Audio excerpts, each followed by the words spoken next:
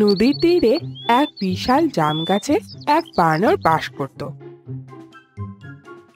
নদীতে বসবাসকারী এক কুমিরের সঙ্গে তার বিশেষ বন্ধুত্ব ছিল।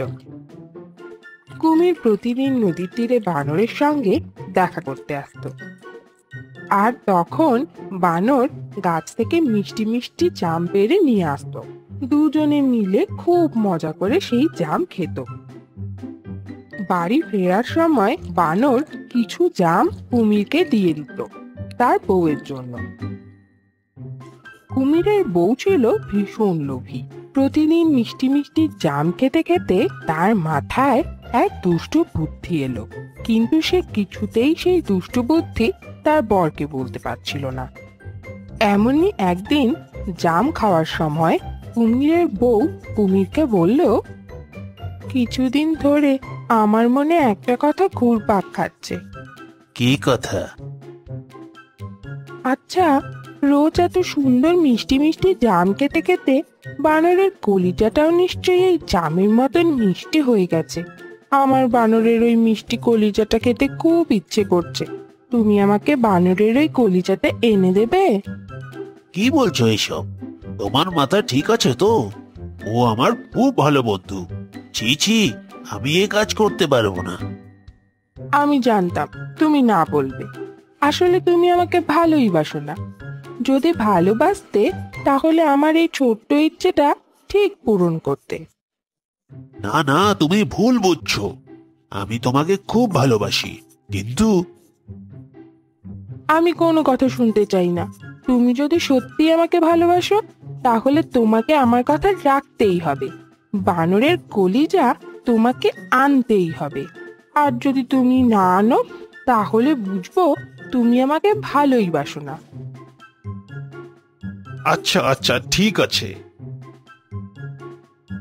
পরের দিন কুমির নদীর তীরে পৌঁছে বানরকে ডাকতে লাগলো, বন্ধু, ও বন্ধু। কি ব্যাপার ভাই, এত চিৎকার করছো কেন? এই নাও জাম খাও। না না ভাই, আজ জাম খাবো না। তোমার বৌদি আজকে আমাকে তোমার বাড়ি নিয়ে যেতে বলেছে। তুমি রোজ আমাদের মিষ্টি মিষ্টি জাম খাওয়াও। আজ সে তোমাকে রান্না করে খাওয়াবে। চলো। ও, এই কথা। বৌদি রান্না করে খাওয়াবে? তাহলে আর দেরি কেন? চলো চলো। এই বলে বানর কুমিরের পিঠে বসে পড়ল। আর কুমিরও মনের আনন্দে নদীতে সাঁতার কেটে বাড়ির দিকে রওনা দিল। যখন কুমির নদীর একদম মাঝখানে চলে এলো তখন সে বানরকে বলল, বন্ধু, আমি না তোমায় একটা মিথ্যে কথা বলেছি। তোমার বৌদি তোমাকে খাওয়ানোর জন্য বাড়িতে ডাকেনি, ডেকেছে অন্য কারণে। কি কি বলছো এইসব? একটু খুলে বলো। আসলে তোমার বৌদি তোমার কলিজা খেতে চায়।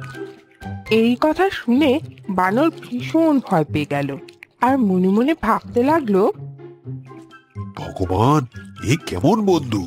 আমাকে মেরে আমার কলিজা খেতে চায়। কিছু উপায় ভাবতে হবে এর হাত থেকে বাঁচার জন্য। আচ্ছা, নদীতে লাফ দিয়ে দেই। কিন্তু আমি তো সাঁতার পারি না। অন্য কোনো উপায় ভাবতে হবে। অনেক ভেবে বানর বলল, সবকিছুই তো ঠিক আছে বন্ধু, কিন্তু এই কথাটা তোমাকে আগে বলতে হতো। একটা ভুল হয়ে গেছে যে। ভুল? কেমন ভুল? আরে, আমি তো আমার কলিজার সাথে নিয়ে আসিনি। ওটা তো জাম গাছেই রাখা আছে। এখন কি করা যায় বলো তো? কোনো ব্যাপার না, চলো আবার নদীর তীরে। তুমি তোমার কলিজা নিয়ে আসবে। এই বলে কুমির আবার সাঁতার কেটে নদী তীরে পৌঁছে গেল। নদীর তীরে পৌঁছতেই বানর এক লাফে জাম গাছে উঠে পড়ল আর বলল, আরে বোকা, কলিজা কখনো গাছে রাখা থাকে নাকি? শরীরের মধ্যেই থাকে। আমি তোমাকে বন্ধু ভেবে বিশ্বাস করেছিলাম।